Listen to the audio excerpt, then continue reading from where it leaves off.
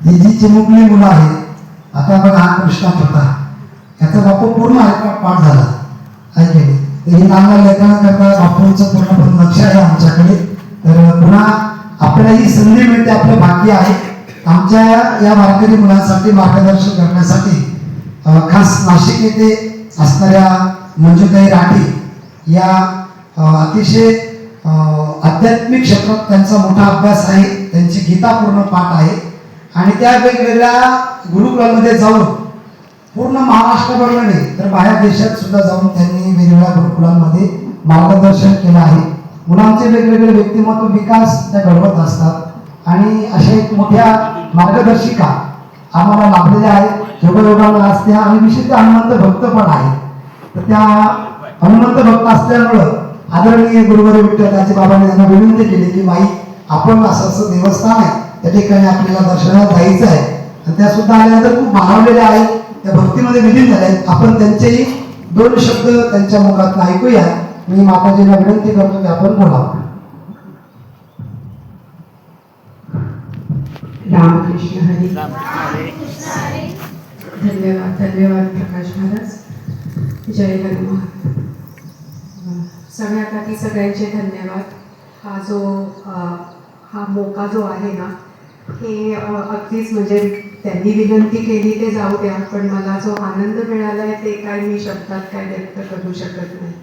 आता मला इतका आनंद होतोय तुम्हाला काय सांगू की मी इथे येऊ शकले. आणि हनुमानजींना हे तिथे काय इथे काय सगळे एकच आहे. आणि कालच आपण बघत होतो, मागचे काही आठवडाभर सत्रात आपण बघत होतो की भगवान हे कुठे राहतात. तर भगवान कुठे राहतात? मंदिरमध्ये. आणि मंदिर म्हणजे काय? मन अंदर, है ना. तर आपल्या मनातच देव आहे.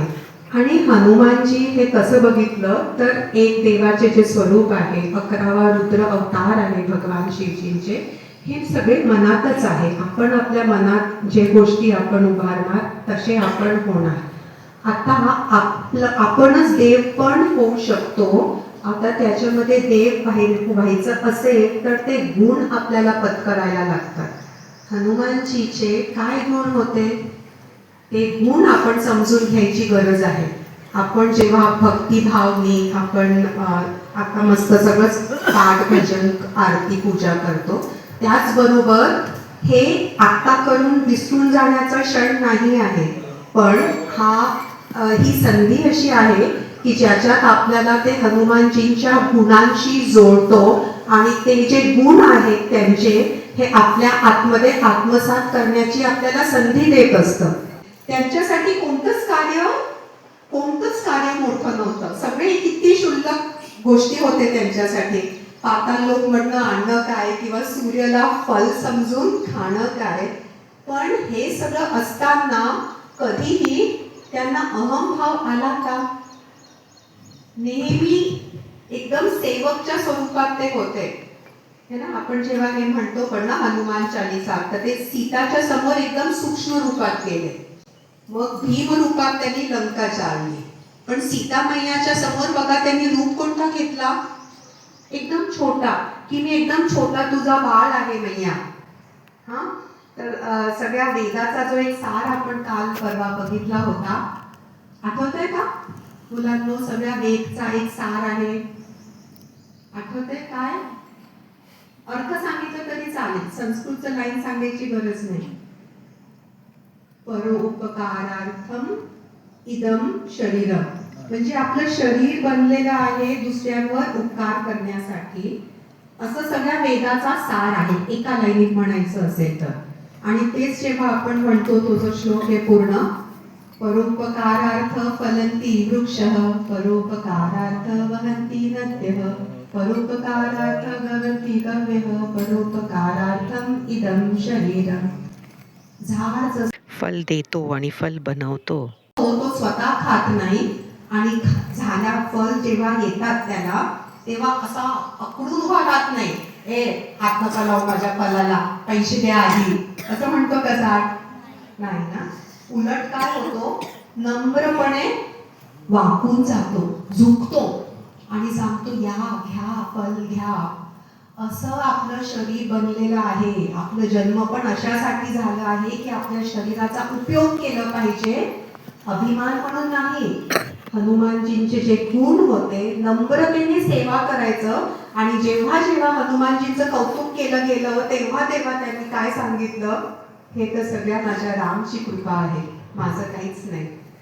इतकं सगळं असून मी तुम्हाला हनुमानजीची गोष्ट म्हणायचं तर एक दिवस तर कमीच पडेल, आपल्याला सगळ्यांना वेळाभावी मी थांबवते. पण एकच फक्त वाक्य मी संपवते. 18वे अध्यायाचा 66 नंबरचा श्लोक भगवद्गीतेचा, सर्वधर्मान् परित्यज्य मामेकं शरणं व्रज. तर आपण सगळं धर्म वगैरे सगळं जाऊ द्यायचंय, देवाच्या शरणी जायचं आहे आणि त्याचे आशीर्वाद तो आपल्यावर कायम देत असतो. फक्त एवढंच आहे की आपण बाऊल जे आहे किंवा आपण घडा आहे, आपण असं आहे की आपण पालथ्या घडावर पाणी आहे. पालथा घडा आपण असणार तर काहीही आशीर्वाद आपल्याला मिळणार नाही. आशीर्वाद मिळवायचे असेल तर आपल्याला उघड घडा व्हावा लागेल. पालथा घडा होऊन चालणार नाही, नाहीतर पालथ्या घड्यावर पाणी होणार. आणि आजच्या या निमित्ताने आपण हनुमानजींचे जे गुण आहेत ते आपण आत्मसात केलं आणि आयुष्यात उतरवलं तर तो खरा हनुमान जयंती सार्थक होणार ते. आणि या संस्थेमध्ये मला यायला मिळालं, सगळ्यांचं खूप खूप धन्यवाद. मी अजून परिचित नाही आहे सगळ्या लोकांशी, पहिल्यांदाच यायला मिळालं आहे, हे नशीब माझं. सगळ्यांना खूप खूप धन्यवाद. प्रकाश महाराजांना धन्यवाद. सगळ्या मुलांना खूप खूप धन्यवाद. महाराजांना धन्यवाद. रामकृष्ण हरी.